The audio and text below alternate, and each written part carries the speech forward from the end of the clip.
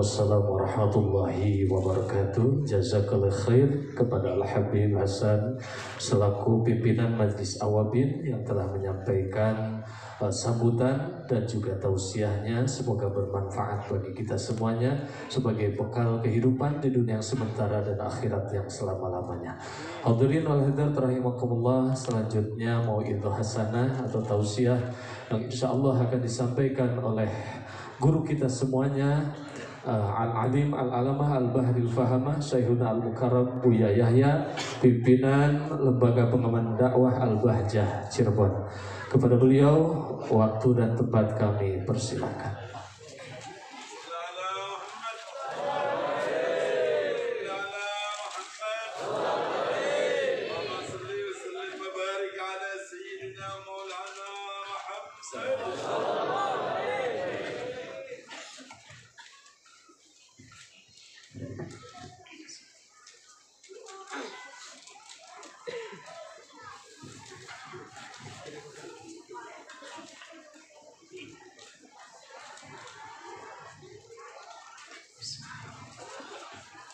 Assalamualaikum warahmatullahi wabarakatuh.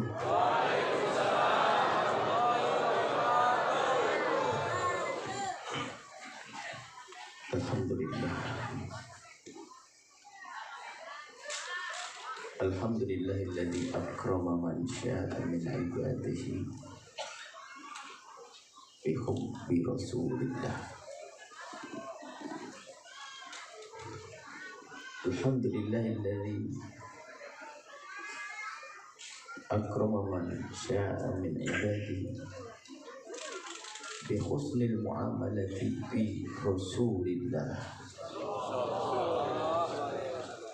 Wa salatullahi wa salamuhu ala habibi rabbil alamin sayyidina Muhammadin amin wa ala alihi al-mutahharin wa ashabihi at-tayyibin wa tabi'ina lahum bi ihsan ila yaumiddin. Allahumma ya rabbana inna nas'aluka mahabbata habibika sayyidina Muhammad wa habib ilayna ya rabbana ma ahabbahu habibuka sayyiduna Muhammad. Ahyina ya rabbana ala millatihi, ahyina ya rabbana ala ittiba'i sunnatihi, wa amitna ya rabbana ala millatihi, wa khshurna yawmal qiyamati ma'a zumratihi wa tahta liwa'ihi, urzuqna ya rabbana taubata qabla al-maut wa syahadata 'inda al-maut wal jannata ba'da al-maut. Amma ba'd. Yang sangat kami cintai, kami muliakan para perindu ridha Allah, para pecinta baginda Nabi Muhammad SAW, wabil khusus para habaib dzurriyyah baginda Nabi, wabil khusus lagi pimpinan Majlis Awabin Habibana Hasan bin Agil, dan juga para habaib yang lainnya yang kami tidak bisa sebut satu demi satu, dan juga para alim ulama, dan juga ustadz yang sibuk ngurusi masjid Jami' Al-Muhajirin, Ustadz Ahmad Hidayat, dan juga para pejuang-pejuang baginda Nabi di Majlis Al-Awwabin, di Majlis Awwabin, dan juga Majlis atau pejuang di Masjid Jami' Al-Muhajirin, yang semoga Allah senantiasa beri segala kebaikan, kemudahan, Allah kabul. Dan seperti Allah mengumpulkan kita saat ini, seperti Allah mengumpulkan kita saat ini, semoga Allah mengumpulkan kita kelak di surga bersama baginda Nabi Muhammad SAW.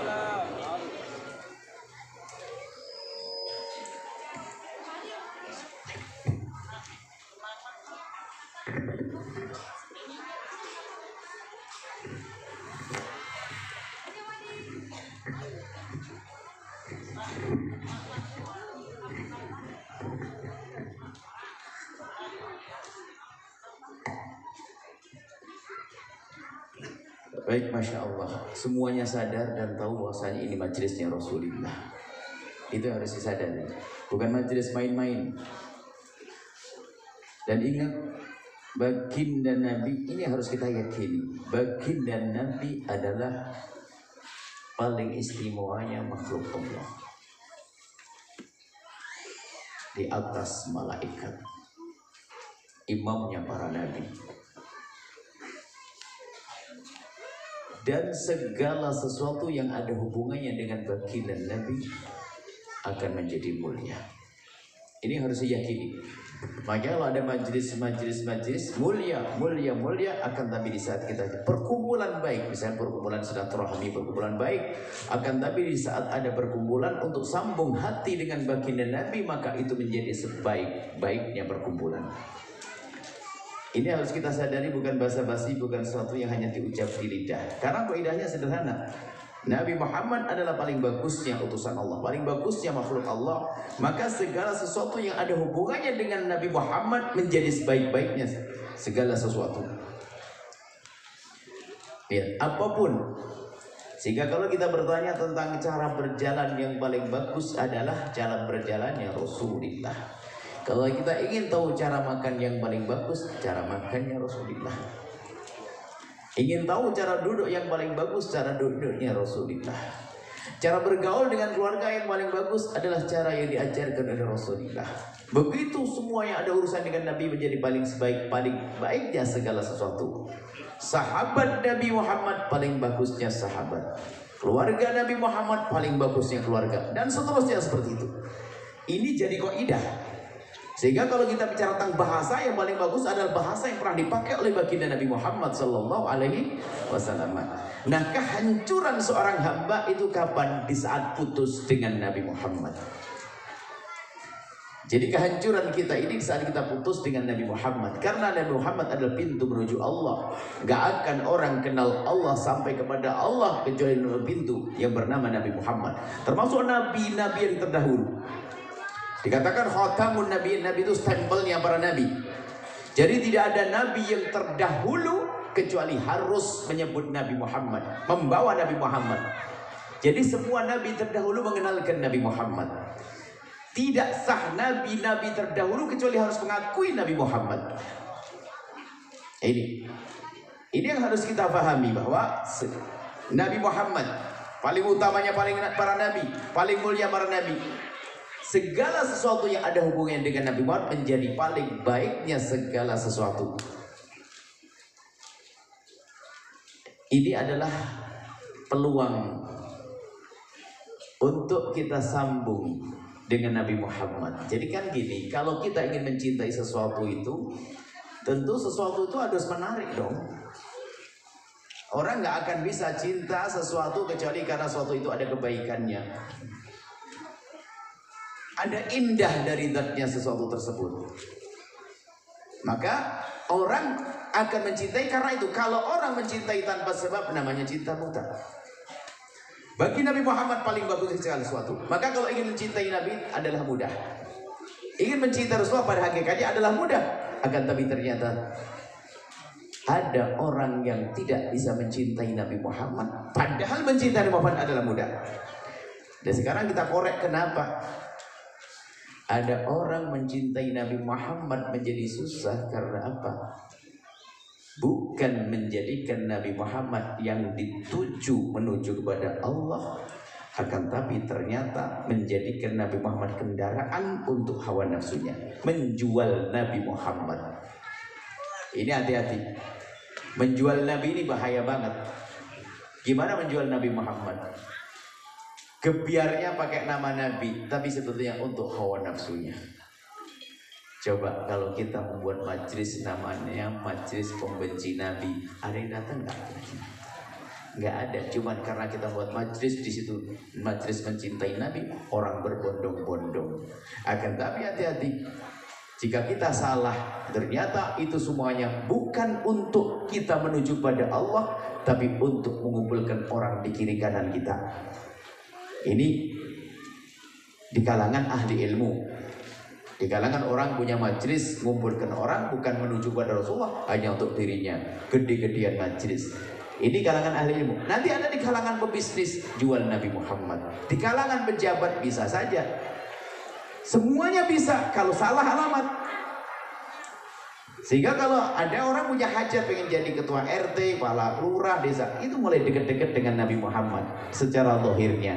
Tapi kita nggak boleh suudzon sama orang. Sekarang kita harus koreksi masing-masing. Kalau kita sebagai ustaz, jangan jual Nabi Muhammad dengan keustadzan kita. Kalau seorang pedagang, jangan jual Nabi Muhammad untuk kepentingan bisnis kita. Kalau kita pejabat, jangan jual Nabi Muhammad. Kita perlu jujur. Nah, kejujuran kita ada hubungan dengan keyakinan kita nanti akhirat. Kecintaan dengan Nabi.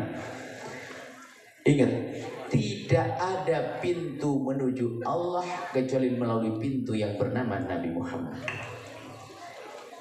Maka musuh Allah itu kalau ingin merusak umat Nabi Muhammad, ya dijauhkan dari Nabi Muhammad. Kalau sudah mereka nggak cinta Nabi, mah beres, nggak akan kagum dengan syariatnya, nggak akan negakkan syariat, hancurlah. Cuma orang itu kalau dijauhkan dari Nabi Muhammad langsung nggak mau, karena dia sadar. Misalnya sih kita suruh musuhin Nabi Muhammad, nggak bisa. Tapi musuh Allah tuh pandai lihai. Sebab imamnya adalah iblis. Sudah berpengalaman menggoda umat manusia. Jadi sekarang ada akhir-akhir ini ada upaya menjauhkan Nabi Muhammad dengan bermacam-macam cara. Menjauhkan dari Nabi nggak mungkin. Kalau ada di Indonesia ada propaganda membenci Nabi, nggak ada yang ikut. Jangan cintai Nabi Muhammad, jangan, dilempar dia. Tapi ada upaya halus. Mengajari siapa? Membenci sahabat Nabi Muhammad. Wah, mulai satu-satu. Ada membenci ahli bait Nabi Muhammad. Nah, ini halus. Ini ada upaya begini. Sampai ada akhir-akhir ini kita dengar orang benci Arab. Kan ya? Ini mulai ada. Kalau kita harus cinta Arab, bukan karena Abu Jahalnya, karena Nabi Muhammad. Ya begitu loh. Tapi untuk merendahkan Arab, memang Arab apa? Abu Jahal Arab apa? Bukan begitu. Saya kagum dengan Arab karena di situ ada Nabi Muhammadnya. Lihat. Makanya ada upaya dalam rongrong Islam adalah mengajari untuk tidak peduli dengan sahabat Nabi. Ada benci kepada ahli bait Rasulullah sallallahu alaihi wasallam. Ini adalah upaya-upaya. Dan kalau orang sudah tidak peduli merendahkan Arab, nggak sadar kalau dia merendahkan Nabi. Anda orang Sunda, orang Jawa, biarpun urusan suku, kalau sukunya direndahkan kita sakit, kan begitu. Padahal kita ini siapa? Kita tidak menjadikan bahasa kita mulia, tapi kalau suku kita diolok menjadi ini bukan masalah rasis, bukan. Anda punya ayah, punya bahasa ayah Anda olok, Anda gak terima. Kenapa kok molok masalah bahasa? Sementara ini adalah urusan dengan Nabi Muhammad, sudah menjadi rumus bahwasanya segala sesuatu yang ada hubungannya dengan Nabi Muhammad adalah sebaik-baiknya segala sesuatu. Lihat di lapangan sudah ada upaya untuk menjauhkan kita dari Muhammad dengan cara Arab. Sehingga kalau orang pakai model Arab sudah dianggap ini adalah beda. Islam Indonesia adalah Islam indah. Kita tahu Islam di Indonesia Islam indah dengan akidah yang jelas, yang gak boleh diganggu. Akidah kita adalah akidah ahlussunnati wal jamaati. Bagaimana para wali dulu berdakwah, juru dakwah yang datang ke negeri kita adalah lihat orang yang indah. Datang dari Hadramut ke Gujarat, masuk ke Pasai, ke Gresik dan sebagainya. Bagaimana bisa mengislamkan orang sebanyak itu tanpa ada perselisihan dan peperangan? Itu keindahan akhlak dalam berdakwah. Dan yang memperjuangkan mereka adalah para juru-juru dakwah. Kalau kita lacak sejarah, adalah para wali-wali itu adalah dakwah, juru dakwah yang datang dari negeri tersebut, dari Gujarat, yang dari Hadramut. Biarpun nanti juga ada yang dari Mesir langsung ada, dari Irak langsung ada. Dan aneh sekali kalau hidupnya orang mengajarkan kebencian. Mohon maaf, ada dzurriyyah Nabi misalnya. Kita bicara di sini banyak habaib, mumpung ada habaib. Ada orang hari ini sudah mulai ada. Gara-gara mohon maaf, munculnya ada habaib yang aneh misalnya. Ini sekalian mau ada habib ini. Ada habaib yang aneh. Yang aneh ya dia saja, bukan berarti pukul rata. Tapi lihat setan itu main. Setan main kalau sudah ada habaib jelek satu, itu langsung senang karena hati busuk, lumayan untuk jelekin habaib yang lainnya. Tuh habib begitu loh. Ini mohon maaf ini gara-gara ada habib 1 2. Loh Habib kan manusia. Kalau dia salah, kalau tanda cinta kita kepada Nabi, ya kita tolong dong.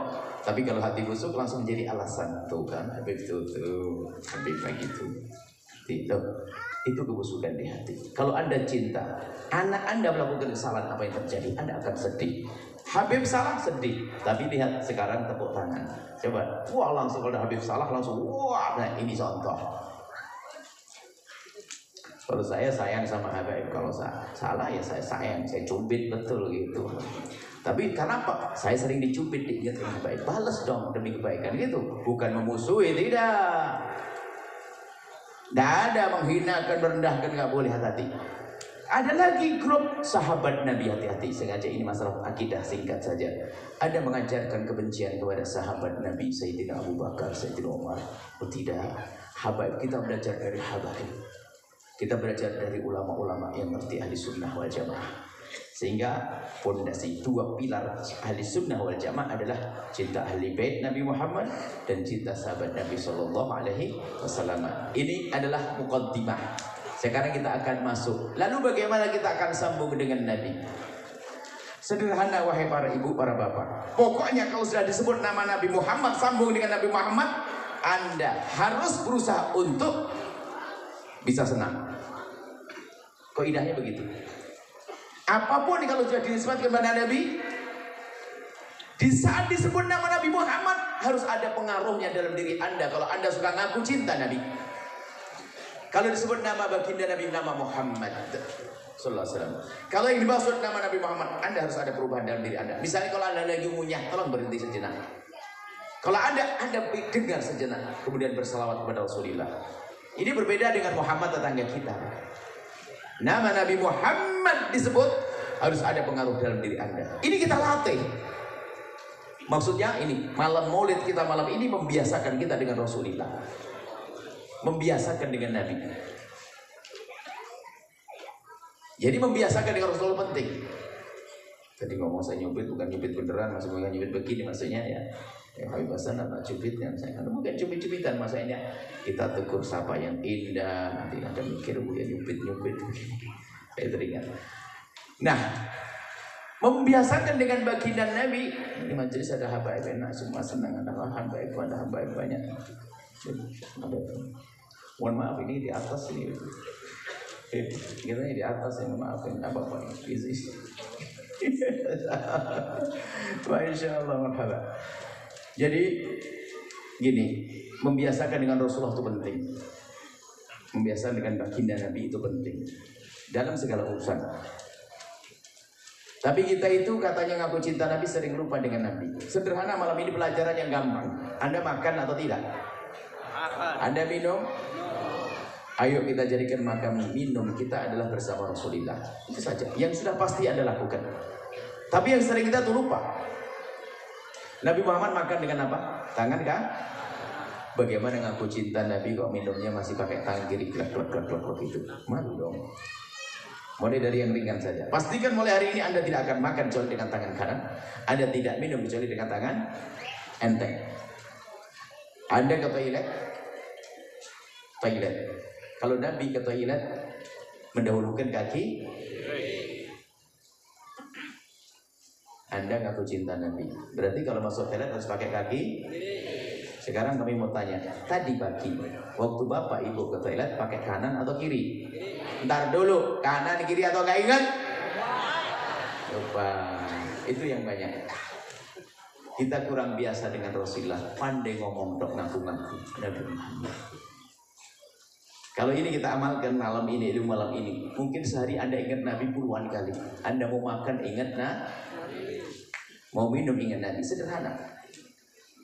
Di saat ada urusan dengan Nabi ya, ini makan Nabi. Kalau makan dengan tangan kanan adalah cara makannya Rasulullah. Tapi nggak cukup ternyata. Nah ini loh maksud kami, biasakan dengan Nabi itu bukan sekedar mengamalkan sunnah, nggak begitu. Anda kenal monyet? Kenal? Saya tahu tapi tidak kenal. Saya pernah ke tempat monyet. Kalau di sana ada pelangon, kalau di Jawa Timur ada ngujang, di sana ada apa? Jadi kalau saya lempar kacang, dia bisa menangkap kacang dan makan dengan tangan kanan. Ajib. Padahal saya kemarin ngomong sunnah makan tangan kan? Ini monyet makan dengan tangan kanan, ibu makan dengan tangan kanan. Berarti ibu sama monyet sama-sama makan dengan tangan kanan. Lu apa yang membedakan? Nah, ini loh yang kita ingin cari pembedanya. Monyet makan dengan tangan kanan, orang kafir makan dengan tangan kanan. Ada atau tidak? Ada. Anda berkata makan dengan tangan kanan, nggak cukup. Sekarang harus sadar bahwasanya aku makan dengan tangan kanan, nggak cukup. Tapi aku makan dengan tangan kanan karena saya niru Rasul. Ini maknanya dari niru ini yang penting. Nah itu sunnah itu begitu, sunnah makna, sunnah batin itu bukan sunnah zahir. Sunnah batin menyadari. Sebenarnya dalam sholat sendiri bagaimana Nabi bersabda, "Shallu kama ra'aitumuni usolli." Kalau kau sholat, seolah melihat aku. Sehingga benar puncak sholat itu waktu tasyahud. Kita asyhadu alla ilallah wa asyhadu anna Muhammadar Rasulullah. Setelah itu Allahumma sholli ala. Ya, kita dapat tahiyat, at-tahiyatu, mubarakatuh, salawatu, thayyibatulillah. Setelah itu apa? Assalamu alaika. Ingat Nabi beneran. Kita disuruh salam kepada Rasulullah. Salamnya bukan main-main. Salamnya seolah-olah kita berhadapan langsung dengan Nabi. Bunyinya assalamu alaika. Bukan assalamu alaihi, enggak. Harus ngerasakan kita salam kepada Nabi. Assalamu alaika ayyuhan nabiyyu wa rahmatullahi wa barakatuh. Jadi yang perlu itu kita hadirkan di rumah kita. Kita biasa dengan Nabi. Kita kalau mau minum kita ingat Nabi. Kita ke toilet, kita pakai baju dahulukan kanan-kanan. Membiasakan deh yang sederhana, nggak usah berat-berat. Kita tidak bicara menyumbang 1 miliar, 2 miliar dulu deh. Kita yang gampang deh, yang setiap hari kita pasti melakukan. Nggak pakai jadwal baru deh. Nggak pakai jadwal ibadah. Kalau Anda belum bisa, terus Anda mau apa? Hadir majelis sudah lama tapi Masya Allah lengkap. Minumnya berdiri, pakai ngomong, pakai tangan kiri. Glek, glek, glek, glek, glek. Hebat. Ayo kita yang sederhana deh. Kalau Anda bisa melatih ini akan tertanam cinta di hati Anda. Karena biasakan dengan Nabi. Tidak akan minum kecuali ingat Nabi. Nabi mengajariku minum dengan tangan kanan, mengucapkan Bismillahirrahmanirrahim. Apalagi Anda tambahkan dengan sunnah minum Nabi. Kalau minum tidak bernafas di dalam gelasnya. 3 kali minum, kemudian setelah itu nafasnya dibuang di luar. Jangan dia menafas di sini. Bayangkan habis makan apa gitu, menafasnya di dalam, balik langsung terbang sini, bermelayang-layang itu. Yang lain dikasih minum bingung. Dan ikuti Nabi SAW. Sederhana. Dari kebiasaan. Kemudian setelah itu kita kembangkan. Itu kan urusan pribadi kita. Minum kita cara Rasulullah, makan cara Nabi. Dan jangan ngentengkan loh ya. Pokoknya kalau disebut nama Nabi Muhammad tuh Anda kalau bisa sejenak mengelawat Rasulullah Muhammad. Ingat Nabi. Sallallahu Nabi Muhammad. Sallallahu Nabi Muhammad. Ingat Nabi lalu bersolawat. Makanya kami ingin kalau lagi makan ngunyah begitu sama Nabi, berhenti dulu Rasulullah Muhammad. Karena Nabi Muhammad disebut Sallallahu Nabi Muhammad. Biasakan. Dan nanti kita kembangkan nanti setelah dari ini makan. Sehari berapa kali makan, minum, ke toilet. Sampai ulama mengatakan, jika engkau masuk toilet kok lupa dahulukan kaki kananmu, maka tarik kembali aja itu setan untuk masukkan dengan kaki kiri. Sederhana kan? Enteng ini amalan ringan. Tapi ngerasa dengan Nabi, setiap saat dengan Nabi. Kita tuh sering lupa dengan Nabi. Waktu ngajari anak kecil kita pun tidak ngajari kenal Nabi kok. Anak kita makan dengan tangan kiri dibiarkan saja. Salah kan? Diingatkan. Ada ibu mengingatkan sayang, kalau makan jangan pakai tangan kiri. Pakai tangan yang bagus sayang, pakai tangan kanan. Begitu kan? Rata-rata begitu orang ingatkan. Kita pengen tahu siapa di antara ibu-ibu yang mengingatkan anaknya waktu dia makan dengan tangan kirinya dengan penuh kelembutan lalu berkata begini, sayang, kalau minum jangan makan jangan pakai tangan kiri, tapi makanlah dengan pakai tangan kanan seperti ini. Ya dari sepertinya ini yang jarang kita hadirkan. Makanya anak kita nggak begitu kenal Nabi. Lebih kenal dengan siapa itu nggak tahu tuh. Masya Allah. Yuk kita biasakan malam ini ringan dengan Rasulullah. Anda pulang ke rumah, besok Anda pasti ke toilet, dan seterusnya. Di saat baca doa ingat Nabi Muhammad, dikit-dikit dengan Rasulullah. Maka dikatakan untuk menumbuhkan kecintaan Nabi adalah biasakan dirimu dengan Rasulullah Sallallahu Alaihi Wasallam. Paksakan, hari ini belum bisa. Pokoknya harus peraturan. Sayangku, anak-anakku semuanya. Di saat disebut Nabi Muhammad, kamu harus diam. Belum masuk di hati padahal, hanya ikut peraturan. Tapi Nabi Muhammad, kenapa diam? Karena Nabi Muhammad disebut Sallallahu Nabi Muhammad. Hormat. Atau kalau dia diam, dia harus pejamkan mata atau pokok merenung membaca sholawat. Ini membiasakan dengan Rasul. Kemudian setelah itu kita kembangkan dong di rumah kita. Bagaimana pandai-pandai menghadirkan. Tapi kan menghadirkan Nabi Muhammad dalam diri kita, agar kita cara jalan Nabi, cara makan Nabi, cara tidur Nabi. Bahkan di sana Anda tidak bisa melakukannya, Anda minta ampun daripada Allah. Misalnya dianjurkan, Nabi kalau tidur kan dianjurkan, Nabi berbaring menghadap ke kiblat. Dan itu sunnah. Seperti orang yang meninggal. Kalau ternyata tidak bisa karena ranjangnya salah letak, nggak bisa, atau mungkin pundaknya agak sakit, harus berbeda, maka Anda harus ingat kalau Anda melanggar. Ya pun itu tidak haram, Anda bisa istighfar dan minta ampun, lalu diganti dengan sholawat Allahumma sholli ala Muhammad 7 kali. Kenapa? Ya Rasulullah, aku hari ini nggak bisa tidur seperti kau tidur ya Rasulullah. Allah. Kalau biasa begitu enak. Mungkin tangan kanannya sakit, semoga sehat semuanya. Lalu makan dengan tangan kirinya. Tangan kiri berarti gak bisa ngikut Nabi. Tidak boleh cuek. Anda nyesel dong, ya Allah, tangan kanan itu sakit. Aku tidak bisa makan dengan tangan. Aku makan dengan kiri. Aku berbeda dengan Nabi. Istighfar, astagfirullah ya Allah. Astagfirullah ya Allah. Aku mohon ampun. Dan sholawat kepada Nabi. Diganti dong. Lihat, urusan dengan Nabi itu penting banget. Sampai para ulama. Saya kasih bab fikih sedikit. Istinja dengan batu. Batu bisa digantung tisu ibu. Ini yang sering bagian. Ilmu fikih sedikit saya masukkan fikih. Jadi kalau ibu dalam keadaan normal, itu pun boleh ibu membersihkan dari bekas buang air kecil dan air besar dengan batu. Dengan batu itu adalah batu atau yang sejenis batu yang punya sifat-sifat kayak batu. Yaitu apa? Sesuatu yang kering, yang bisa ngeresep, ya, yang tidak terhormat, dan dia suci, dan kering, tidak terhormat, suci, bisa mengangkat. Dan benda padat. Nah ini bisa terapkan tisu. Tisu itu kering, suci, tidak terhormat. Yang terhormat nggak boleh. Misalnya roti tawar buat, bisa nggak boleh. Ini tisu bisa. Ini adalah ilmu ya. Makanya ibu-ibu, bapak-bapak semuanya kalau bepergian jangan lupa dengan tisu. Barangkali kita mampir ke pom bensin dan sebagainya, kok kolam toiletnya baknya adalah kotor. Kalau Anda siramkan, Anda akan menyebarkan bakteri kotor ke wilayah yang penting. Itu bahaya banget, khususnya para wanita. Harus jaga. Maka lebih baik Anda pakai tisu. Dulu orang menganggap pembahasan fikih beristinja dengan batu itu menjijikkan. Apaan tuh agama? Mulainya dengan bahasa agama Muhammad untuk wajah. Apa agama apaan itu? Sampai cara menggambarkannya betul-betul menjijikkan, kurang ajar banget. Menggabung ini cara menfitnah. Nabi itu kalau habis makan menganjurkan untuk dibersihkan tangannya. Nah ini, coba. Sebagian orang mengatakan, jijik kan begitu ya. Ini bahasanya orang nggak sadar. Anda itu setiap hari pakai sendok keluar masuk, diam saja. Lep. Sendok dipakai 1000 orang loh ya.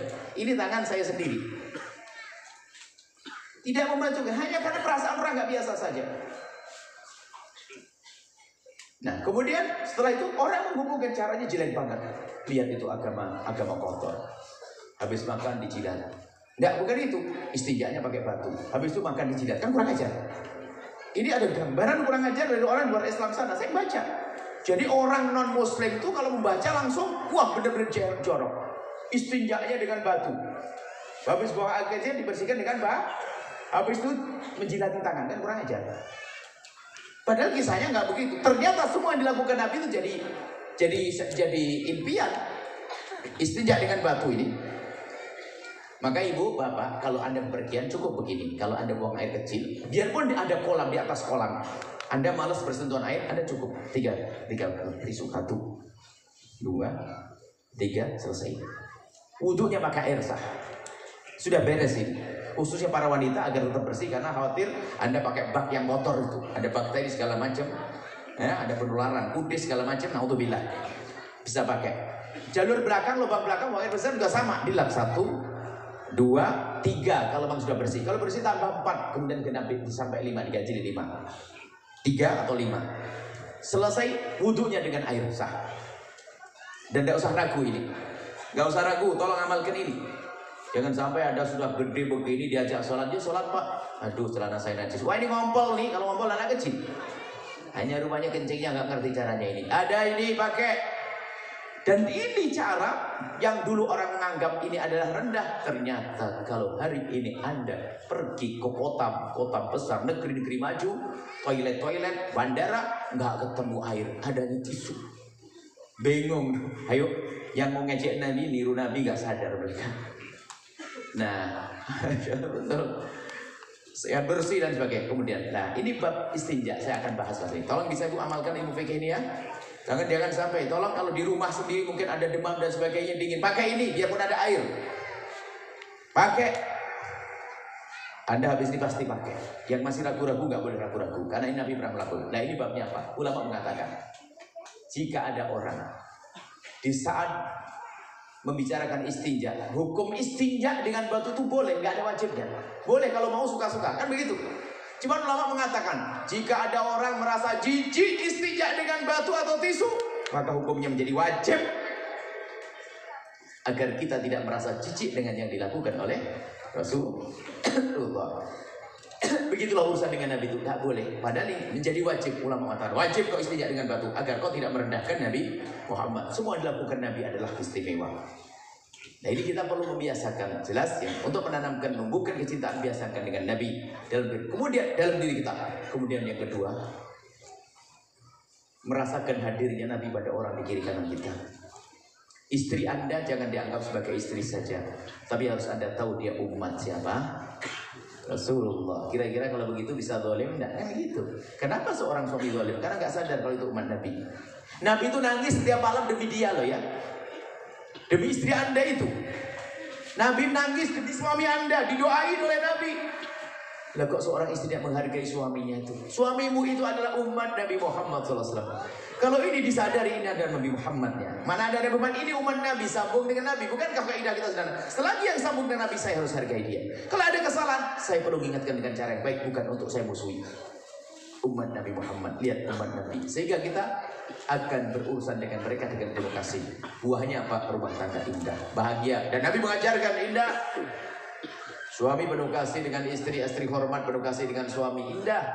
Itu hidup yang diinginkan oleh baginda Nabi Sallallahu Alaihi Wasallam. Jadi apa? Membiasakan dengan Nabi Muhammad dalam diri kita. Kemudian setelah itu apa? Membiasakan menghadirkan Nabi. Merasakan kalau ini adalah umat Nabi. Kita sering lupa. Sehingga para ulama mengatakan termasuk untuk menumbuhkan kecintaan kepada Nabi adalah khidmah, pelayanan kita untuk umat Nabi. Yang hakikatnya kita harus khidmah kepada Nabi. Kita mengabdi kepada Nabi. Oh Nabi sudah wafat. Gimana kita bisa mengabdi kepada Nabi? Iya, Nabi sudah wafat. Tapi ada yang ditinggal oleh Nabi, umat Nabi. Maka mengabdilah untuk umat Nabi Muhammad. Sehingga siapapun yang bisa ikut berkiprah dalam kayak gini, mendukung majelis, mendukung pondok, ini termasuk bagian daripada khidmah untuk menumbuhkan cinta. Dukung majelisnya para habaib, pondoknya para asatid, para habaib. Ini khidmah. Ini khidmah yang besar. Biarpun secara pribadi kita membantu tetangga dan sebagainya, ada hubungannya dengan iman. Nabi menyebutkan mangkana yu'minu billahi fal yukrim jarah fal yukrim dhaifah. Menghormati tetangga, menghormati tamu, itu kan pendidikan dari Nabi. Tapi kalau Anda ikut majelis semacam ini, para ibu, para bapak, sesungguhnya Anda telah khidmah untuk Nabi Muhammad SAW. Yang ketiga adalah perbanyakkan sholawat. Sallu ala Nabi Muhammad. Sholawat sebanyak-banyaknya, Bu. Pokoknya latahnya sholawat. Bumbu masaknya sholawat. Kalau lagi masak, dimakan suami tambah sayang, dimakan anak tambah patuh.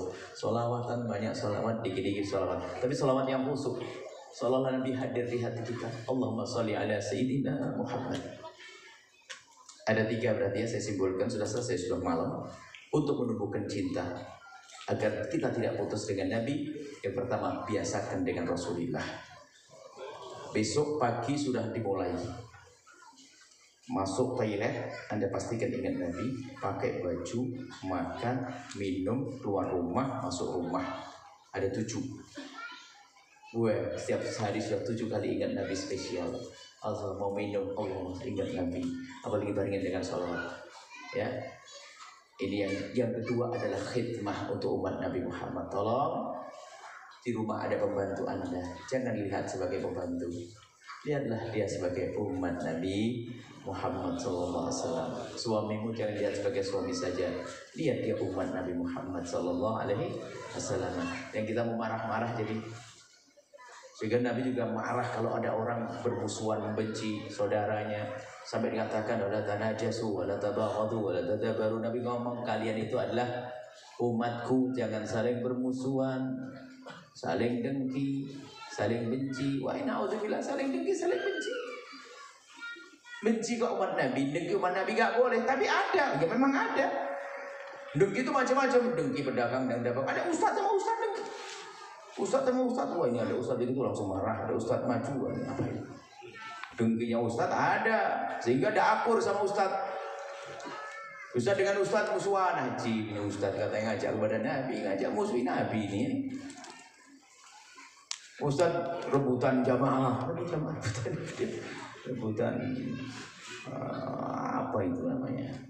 Ada duitnya kali begitu ya? Ada. Mati naudzubillah disebutkanlah hasad ulama. Hasad yang manis hasad itu. Dengkinya orang urusan harta sama tetangga. Tetangga sukses, kita mau dengki, kita perang. Ustaz mau ngedengki, kita perang. Itu berjuang di jalan Nabi. Sederhana merangi, doain saja deh. Kalau kita ngedengki sama dia, Allah tetanggaku laku dengan dagangannya tokonya semakin gede. Saya tidak suka sebetulnya, tapi cuman saya tidak mau jauh dari Nabi. Awas nanti malam ya, tokomu gede. Nanti malam awas ya, malam doa sholat hajat dulu doain. Ya Allah, toko tetanggaku itu ya Allah lebih ramai dari tokoku ya Allah. Semoga semakin ramai, rezekinya semakin banyak, suaminya tambah cinta. Oh gitu loh doanya. Karena dia umat kekasih Nabi Muhammad. Wah hebat nih, wali betul nih. Ustadz juga begitu. Ustadz doain ustadz lain.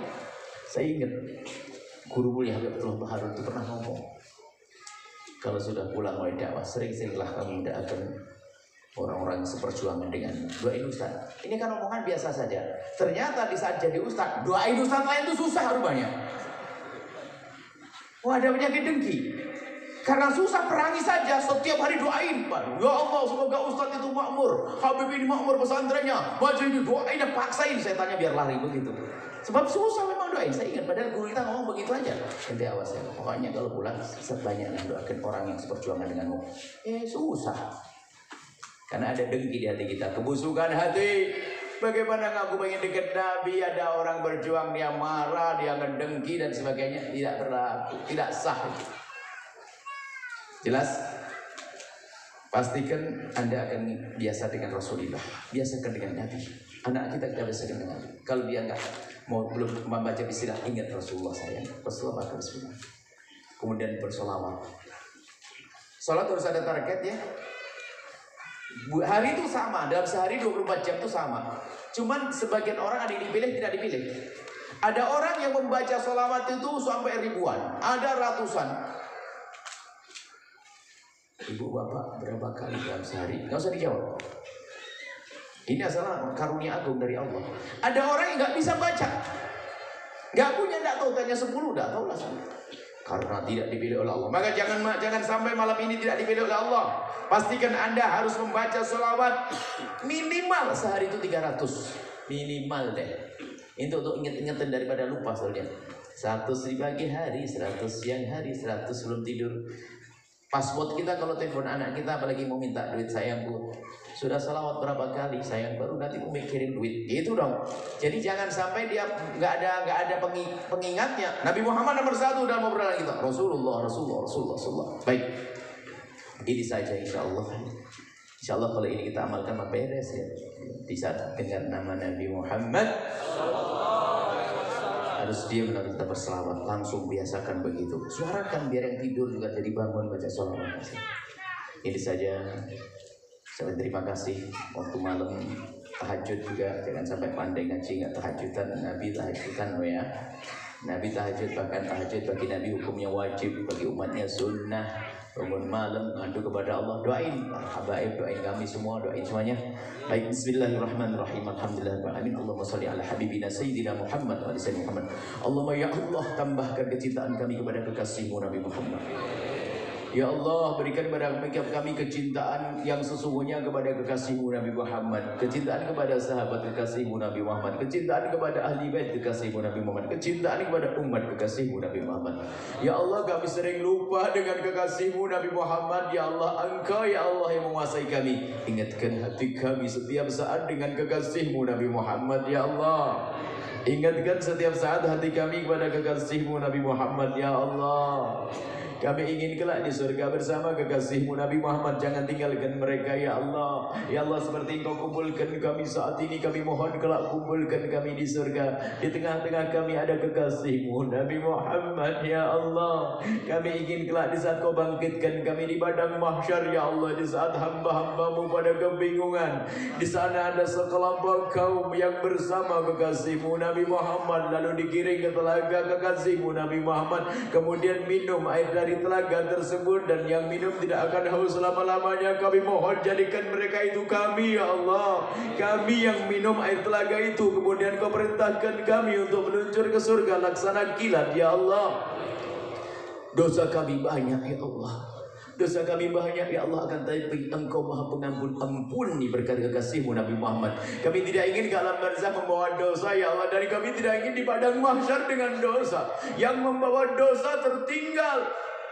Kami tidak ingin mati dengan dosa, maka ampuni dosa kami yang sangat banyak. Dosa mata kami ya Allah, dosa telinga kami ya Allah. Mata kami sering melihat yang haram ya Allah, padahal lisan kami ngaku cinta kepada kekasihmu Nabi Muhammad, tapi mata kami ya Allah sering melihat yang dibenci kekasihmu Nabi Muhammad. Ya Allah, Engkau Maha tahu ya Allah. Kami sembunyikan pun Engkau tahu ya Allah.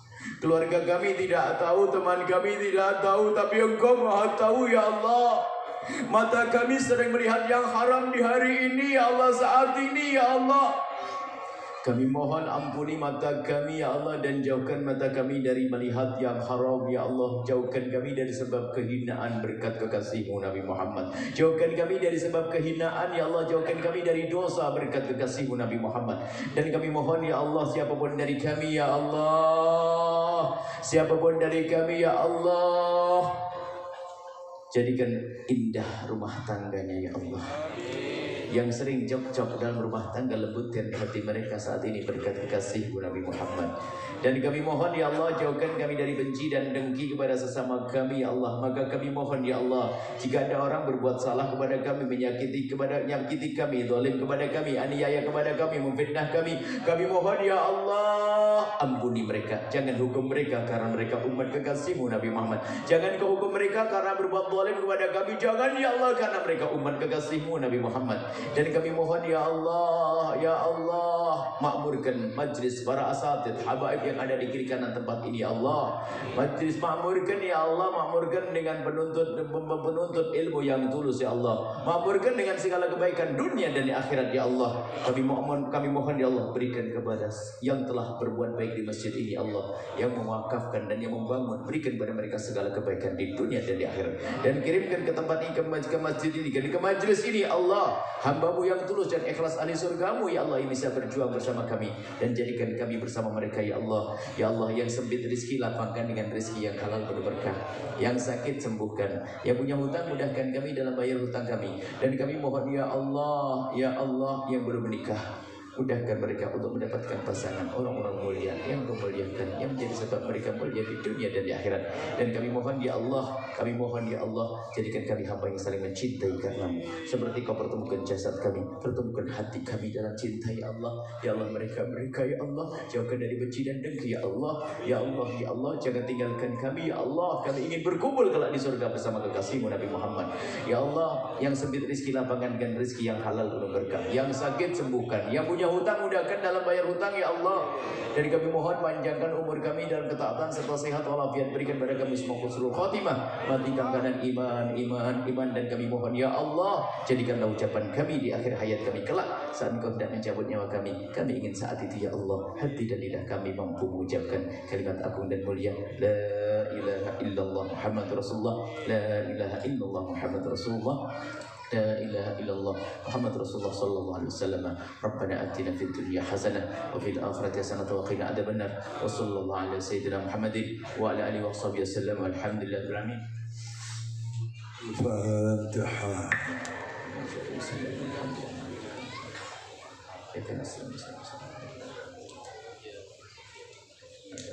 Insyaallah. Jazakallah. Lanjutkan kita mau langsung. Mau dilanjut, Allah. Makasih semuanya, mohon doa. Jazakallah. Assalamualaikum warahmatullahi wabarakatuh.